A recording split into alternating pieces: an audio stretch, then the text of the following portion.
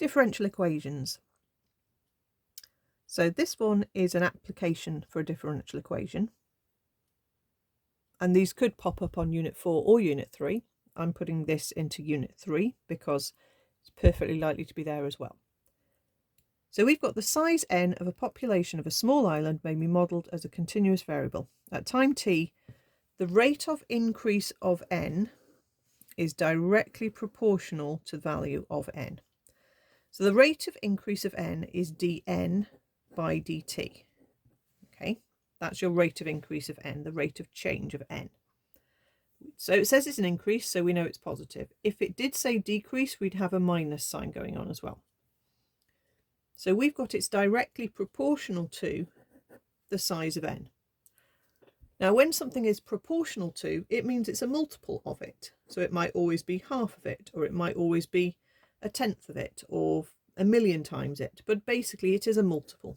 So normally using k to stand for the multiple, we can write down the differential equation. This is part A.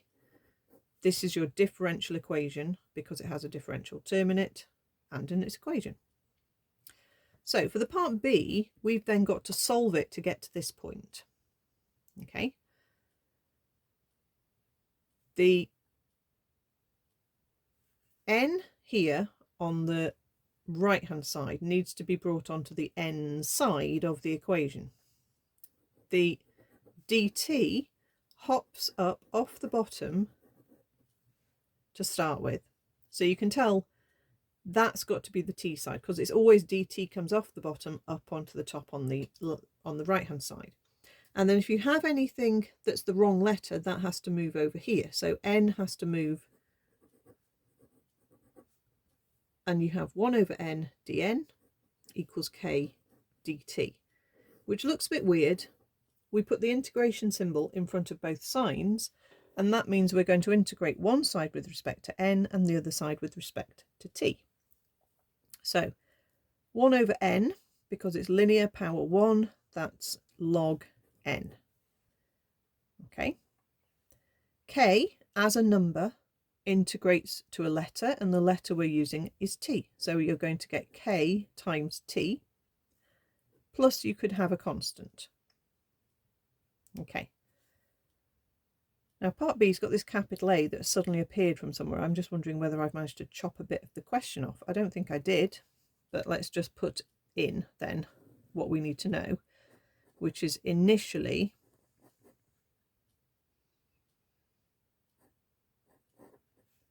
the population is capital A. Right? Not quite sure why it didn't say that in the question somewhere. So basically when t equals 0, n equals capital A. So if we sub that in, we'll get ln A is 0 for k times 0 plus constant. So C is going to be ln A. Sub that back in,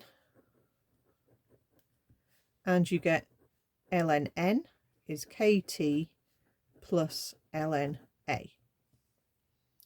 Now there's two ways you can carry on from here. I prefer to move the logs onto the same side and join them together with a log rule. So that would give me ln of n divided by A. Get rid of your log to write n over A is e to the kt, and then multiply back up by A, so we get to the expression we need. Another way you could carry on from here would be to e on this side and e the whole of this side. You can't e individual terms though, so that's where you might go wrong. Okay, you're not allowed to do that. E to the power of ln n is just n. This one we can split up using our indice rules. Remember, when you are multiplying two things, you can add their powers if they're the same base. So if you see the powers had been added, you can split it back up, and then e to the power of ln A is just an A, let's put the time sign there, and then you can put the a at the front. I don't like that method as much. I prefer my joining the logs process. Okay, the question carries on. Part C, if I can find it. There we are. Given that n is 100 when t is 2, and that n is 160 when t is 12, first of all we have to show that k is 0.047, and then we have to find the size of the population when t is 20. So there's quite a lot more to do. So let's write down where we've just got to, which was n equals a e to the kt. Because it told you that in part B, there's nothing stopping you just doing part C if you got stuck on part B. Right, so let's sub in what we've got here.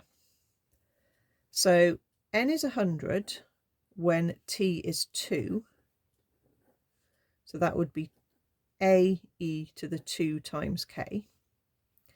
And n is 160 when t is 12. So 160 is a e to the k times 12, so 12k. We haven't got anything we can work out directly, but we can simultaneous these. You could either rearrange to get a and sub in the other one, or you can actually just divide one by the other. Okay, quite sneakily, a e to the 12k divided by a e to the 2k will work. So basically we're doing equation 2 divided by equation 1. That's not necessarily a method that will work for every simultaneous equation question, but sometimes it does work. If you didn't spot that, you can just take a from one equation.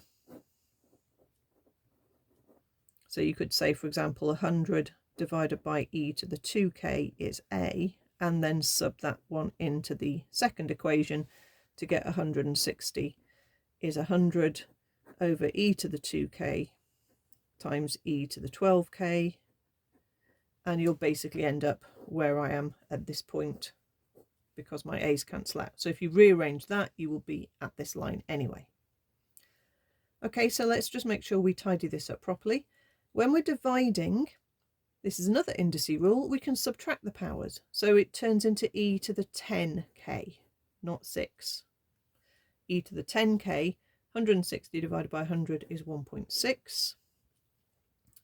At this point we can then log, so we've got ln of both sides basically, and ln of e turns into just our power, 10k.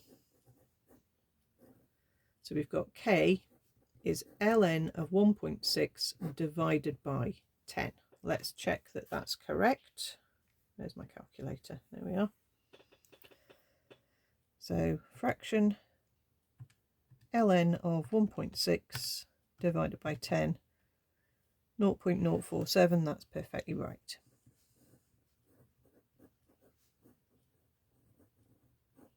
Okay, so we've got that bit right. We can substitute back to find a.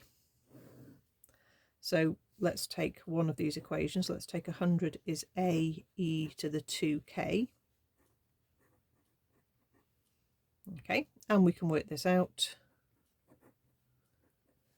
So e to the power of,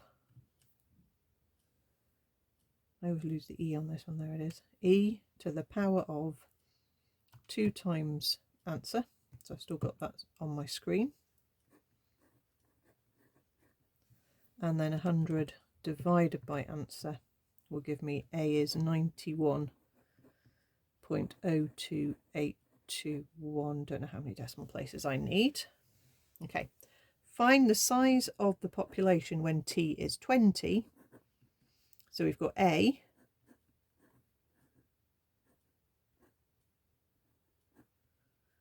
multiplied by e to the power of k, which was, I know I haven't got that full, but there was loads of zeros after the decimal point, after the 7, so I think we're perfectly okay to just use that rounded number, k times 20.